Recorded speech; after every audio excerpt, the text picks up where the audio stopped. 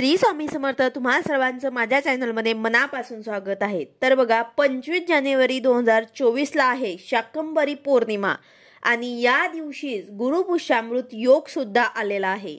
हा अद्भुत योग जुळून आलेला आहे आणि म्हणूनच काही खास उपाय नक्कीच तुम्हाला आर्थिक लाभ करणारे ठरतील. तर हे उपाय कोणते आहेत याबद्दलची संपूर्ण माहिती मी तुम्हाला आजच्या व्हिडिओमध्ये सांगणार आहे. व्हिडिओ पूर्ण बघा जेणेकरून तुम्हाला संपूर्ण माहिती मिळेल. जर तुम्ही चॅनलवर नवीन असाल तर चॅनलला सबस्क्राइब करायला मात्र विसरू नका आणि व्हिडिओला लाईक करायला मात्र विसरू नका. तर बघा हा अद्भुत योग जो आहे तो जुळून आलेला आहे. त्या योगाचं महत्त्व काय तर बघा सगळ्यात महत्त्वाची गोष्ट म्हणजे गुरुपुष्यामृत योग. पुष्य नक्षत्र जेव्हा गुरुवारी येतं तेव्हा हा गुरुपुष्यामृत योग असतो आणि हा गुरुपुष्यामृत योग अतिशय शुभ मानला जातो आणि यंदा 25 तारखेलाच गुरुपुष्यामृत योग आलेला आहे आणि त्याचबरोबर शाकंभरी पौर्णिमा सुद्धा आलेली आहे. शाकंभरी नवरात्र हे 18 जानेवारीला सुरू झालं होतं आणि 25 जानेवारीला शाकंभरी नवरात्राची समाप्ती होणार आहे. आता हे नवरात्र सगळ्यांकडे असतं असं नाही, पण तरी सुद्धा हे देवीचं नवरात्र आहे. म्हणूनच या नवरात्रीच्या समाप्तीचा दिवस अर्थात शाकंभरी पौर्णिमा महत्वाची आहे. तर अशा गुरुपुष्यामृत योगात आणि शाकंभरी पौर्णिमेचा दुर्मिळ योगाला आपण लाभ कशा प्रकारे करू शकतो तर बघा तुम्ही धन प्राप्तीसाठी किंवा पैसा तुमच्या घरात टिकत नसेल, आर्थिक अडचण असेल तर या दिवशी 25 जानेवारीला काही खास उपाय तुम्ही करू शकता. त्यामध्ये पहिला उपाय जो आहे तो म्हणजे 16 वेळा तुम्हाला श्री सूक्ताचे पठण करायचे आहे.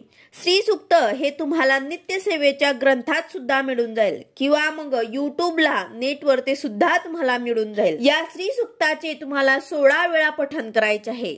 आता फलश्रुती सुद्धा 16 वेळा पठण करायची का तर नाही, फलश्रुती फक्त तुम्हाला एकच वेळा शेवटी पठण करायची आहे. 25 तारखेला तुम्हाला संध्याकाळी देवाजवळ बसून दिवा लावायचा आहे. शक्यतो शुद्ध गाईच्या तुपाचाच तुम्हाला दिवा लावायचा आहे, कारण ज्या वेळेस आपण लक्ष्मी प्राप्तीसाठी सेवा करत असतो त्यावेळेस आपल्याला शुद्ध गाईच्या तुपाचा दिवा लावायचा असतो.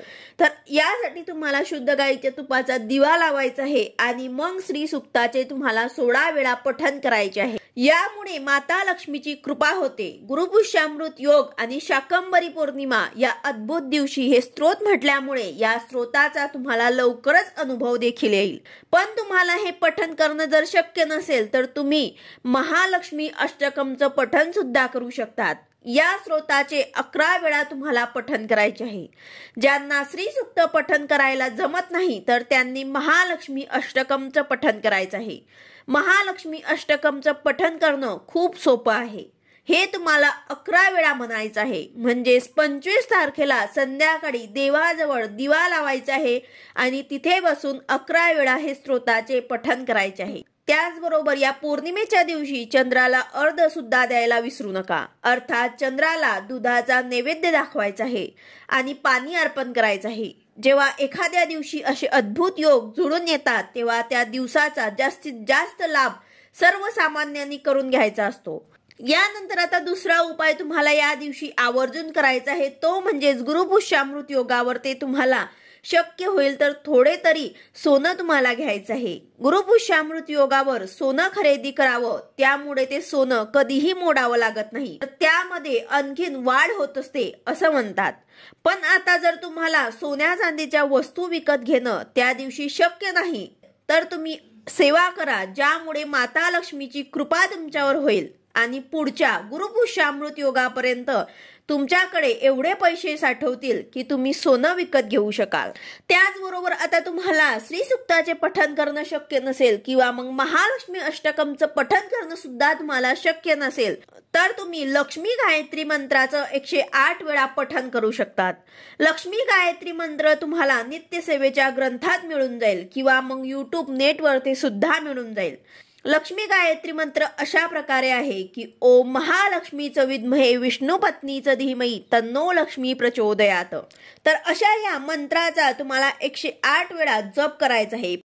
25 तारखेला नक्कीच तुम्हाला ह्या सेवा ज्या आहेत ते आवर्जून करायचे आहे. गुरुपुष्यामृत योग आणि शाकंभरी पौर्णिमा हे दोन्ही खास योग असल्यामुळे या दिवशी दोन्ही तिथी एकाच दिवशी आल्यामुळे या मंत्राचा जप करणं तुमच्यासाठी लाभदायक ठरेल. आता तसेच 25 तारखेला शाकंभरी पौर्णिमा सुद्धा आहे. शाकंभरी नवरात्रीची समाप्ती आहे. तर शाकंभरी देवी म्हणजे साक्षात अन्नपूर्णा देवी.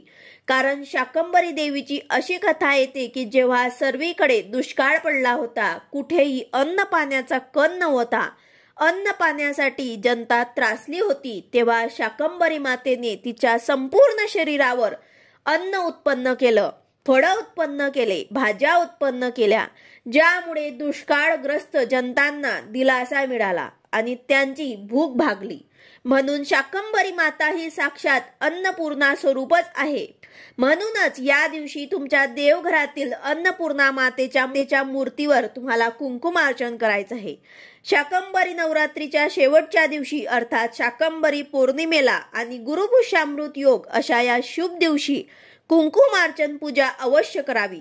त्यामुळे अन्नपूर्णेची कृपा होऊन आपल्या घरामध्ये धनधान्याची समृद्धी येते.